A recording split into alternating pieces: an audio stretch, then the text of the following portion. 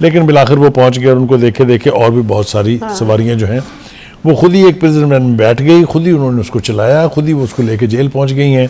ये कैसी जेल भरो तहरीक है, हमारी समझ से बालातर है। बहरहाल अब हम ये देख रहे हैं कि वो वैन तो वहां पहुंच गई है, लेकिन शहर भर में जो हुल्लड़बाजी मच रही है और जो जेल के बाहर इस वक्त मंजरनामा है उसकी फुटेज जो है वो सारी स्क्रीनों के ऊपर देखी जा सकती है।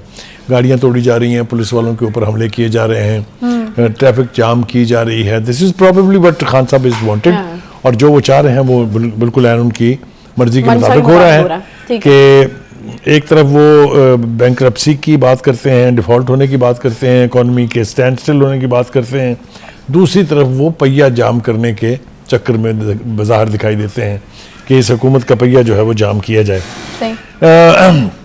दूसरी बात यह है कि अभी तक ये इसको कामयाबी मिली है, लेकिन अभी आप ये देखिएगा वो वक्त ज़रा दूर नहीं है कि जब इनकी रिहाई के लिए मुतालबात शुरू हो जाएंगे।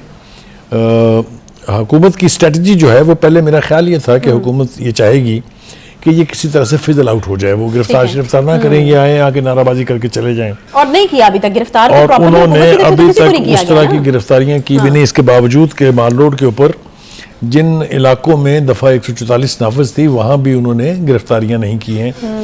तो ये एक तरह से अच्छा मैंने स्ट्रेटजी है ये हुकूमत की। अच्छा। लेकिन अल्टीमेटली अब चूंकि तोड़फोड़ का सिलसिला भी शुरू हो गया है और लोग खुद से जेल भी पहुंच गए हैं, तो जो स्ट्रेटजी हमारे सामने आई है हुकूमत की वो ये कि MPO 3 के तहत इनको गिरफ्तार किया जाएगा। अच्छा। जिसमें आप उनको काफी दिनों तक एक महीने तक तो उनको आप ये बेसिकली जो दफा है ये है अंदेशा नक्शे अमन, यानी जो पब्लिक पीस है उसको डिस्टर्ब करने की कोशिश जो है उस पे 16 MPO भी लग सकती है, उसमें जरा 90 दिन तक बिला जमानत आप रख सकते हैं उनको। वो अवॉइड किया है हुकूमत ने, मैं समझता हूँ ये अच्छी बात है। इसको बजाय इसके कि एग्रावेट करके उस पॉइंट पर ले जाएं जहाँ से फिर वापसी मुमकिन ना हो, तो उन्होंने भी बहुत स्लोली यानी बहुत स्टेडीली उन्होंने अपनी स्ट्रेटजी जो है वो अनफोल्ड की है। अच्छा बुखारी साहब, आपको याद है आज से लगभग 1 महीना पहले जब ये जेल भरो तहरीक के हवाले से बात हो रही थी तो हमने ये मंजरनामा बता दिया था अपने व्यूअर्स को। आपने कहा जी मुझे याद है अच्छी तरह से। गिरफ्तारी किस चीज के ऊपर होनी है, फिर यकीनन तोड़फोड़ की जाएगी, हंगामा राय की जाएगी, और फिर ये मंजरनामा हमने कहा था खुदा ना खास्ता ये मंजरनामा जो है वो हमें देखने को मिलेगा, और वो मिल रहा है। हाँ, वो हमारी जैसा हमने डिस्कस किया था उसकी और हमारी तवक्को थी जैसी उसके ऐन मुताबिक हो रहा है सब कुछ। अब जरा 2, 3, 4 और चीजें इसकी जो है उसके ऊपर गौर करना बहुत जरूरी है। एक तो ये कि मुकामी इंतजामिया की तरफ से भी और पंजाब हुकूमत की तरफ से भी ये कह दिया गया था कि चूंकि हमारी मुकामी जेलें जो हैं उनमें ऑलरेडी कैपेसिटी से ज़्यादा लोग हैं, इसलिए जो गिरफ्तार होंगे लोग इनको हम दूर दराज इलाकों में भेजेंगे। DG खान हो गया, मियाँ वाली जेल हो गई, ये जेलें सख्त जेलें हैं, मतलब हर एतबार से। अक्सर जो फौजी डिक्टेटर हैं वो यहाँ पर अपने सियासी मुखालफिन को भेजा करते थे। अच्छा।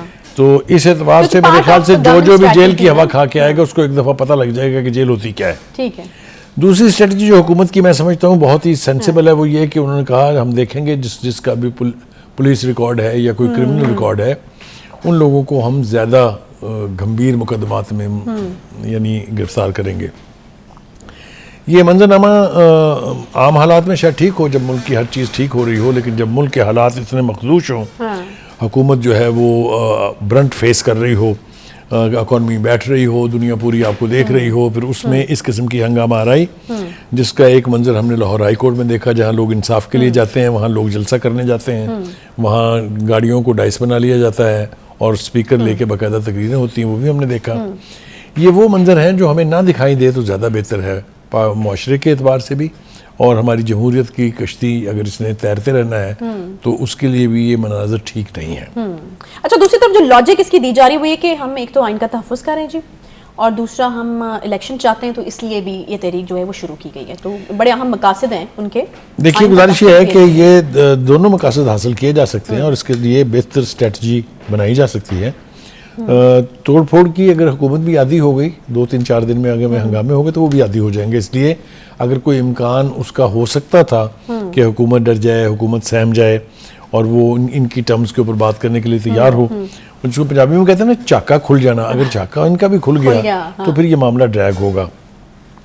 मुझे ना 2, 3 और बातें भी इसी हवाले से करनी है, मेरे ख्याल से इसी में हम इसको कर लें तो ज़्यादा बेहतर होगा। खान साहब ने आज फिर तवक्को के ऐन मुताबिक, जैसा कि हमने कल कहा था कि वो कौम से खिताब के लिए फिर बैठेंगे, वो आज बैठ गए हैं।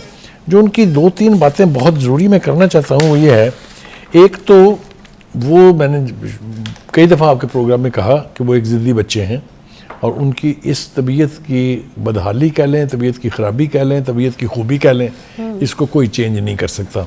उन्होंने अपनी 4 साल की हुकूमत गवाई 2 बातों पे।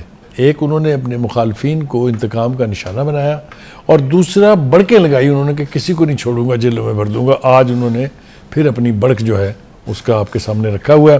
मेरी हुकूमत जरूर आएगी, फिर मैं इनको नहीं छोड़ूंगा। फिर से ये हमारी लीडरशिप का लेवल और कैलिबर है। इससे ज्यादा बड़ी बात आपको याद है साइफर? वो बात हम बाद में करेंगे उस साइफर का क्या हुआ, लेकिन आज हजरत साहब ने उसके ऊपर भी हर्जा सराई तो मैं नहीं कह सकता, लेकिन उन्होंने अपनी फरावानी में वो बातें और ज्यादा गंभीर अंदाज में कही हैं जिनका फुरकस पहले निकल चुका है, जिनका भरम टूट चुका है। फरमाते हैं, आपने मेरी हुकूमत गिराई, आप इस साजिश का हिस्सा थे। आपने आसफ जरदारी ने, तीसरा आदमी लंदन में जो आपका भाई है, और साबिक आर्मी चीफ ने मिलकर ये काम किया और बैरूनी ताकतों को ये कहकर शामिल कर लिया कि इमरान खान आपके ख्याल है। सब ने मिलकर ये हुकूमत गिराई। एक मरतबा फिर वो अपनी उसी सूरत हाल पर, उसी मौक़िफ़ पे वापस आ गए। अच्छा, मैं ये इसका जिक्र मैंने इस में इसलिए किया है कि आप सूरत हाल को किसी ऑब्जेक्टिव तरफ ले जाने की कोशिश करते हैं। लीडरशिप के तकाजे होते हैं। आपने एजिटेशन शुरू किया, आज जेल भरते हैं, वेरी गुड, मगर आप इसको कोई डायरेक्शन दें। इस मुल्क को फिर उन्हीं हाथों में वापस भेजना चाहते हैं तो ये खान साहब की मर्जी है। खान साहब जो है ना, उनकी एक बात मेरी समझ में आ गई है, ना मैं खेडांगा ना मैं खेडन देंगा। वो यार बचपन में जो प्राइमरी जमात के बच्चे खेलते थे आपस में, कोई एक नाराज हो जाता था तो वो कहता था मैं ना खेलूंगा, ना खेलने दूंगा। ये वही कुछ हो रहा है। ये किसी सूरत भी पाकिस्तान के हक में नहीं है कि उन्होंने, पुलिस वालों ने बाकायदा माइक्रोफोन के ऊपर ये ऐलान किया कि हमें कोई ऑर्डर नहीं है आपको गिरफ्तार करने का। लेकिन अगर आप गिरफ्तार होना चाहते हैं तो प्रिजन वैन खड़ी है, आप मुनासिब समझे तो इसमें जाके बैठ जाए। वो ना सिर्फ उसमें जाके बैठ गए बल्कि उस पर कब्जा कर लिया उन्होंने। फिर उसको लेके पहले वो सीसीपीओ के ऑफिस गए। सीसीपीओ के ऑफिस में उन्होंने तोड़ फोड़ की। जब ये हुकूमत की रिट जो है, जो एस्टेब्लिश करने वाले अदारे हैं, जो लॉ एनफोर्सर्स हैं, जब उनके ऊपर हमला होगा तो फिर आगे से फूलों के गुलदस्तों की तवक्को तो नहीं रखनी चाहिए। मगर मैं कॉम्प्लीमेंट करना चाहता हूँ बिलाल कमियाना को, जो सीसीपीओ हैं, कि उन्होंने बहुत बर्दाश्त का मुजाहरा किया है। उनको सब कुछ करने दिया है, कोई एक्शन पुलिस की तरफ से हमें दिखाई नहीं दिया। अगर तोड़फोड़ जारी रही, अगर लाहौर की ट्रैफिक इसी तरह से जाम रही, अगर लोगों की जिंदगी इसी तरह से अजाब रही, तो फिर एक्शन एंटिसिपेट करना चाहिए कि जरूर होगा, क्योंकि पब्लिक पीस को इनकी स्वाबदीद पर नहीं छोड़ा, ऑन देयर ओन तो उनको नहीं छोड़ा जा सकता। ठीक है, एक छोटा सा यहाँ पे ब्रेक लेंगे। जो ब्रेक के बाद वापस आते हैं, आज बड़े अहम फैसले वज़ीर आज़म मियां शहबाज शरीफ साहब की तरफ से किए गए हैं और जो है वो उनके ऊपर बात करना बहुत ज़्यादा ज़रूरी है। हम इस वक्त जिस मुआशी बहरान से गुजर रहे हैं उस पर ये फैसले बड़े अहम हैं। एक छोटा सा ब्रेक लेंगे, साथ रहिए।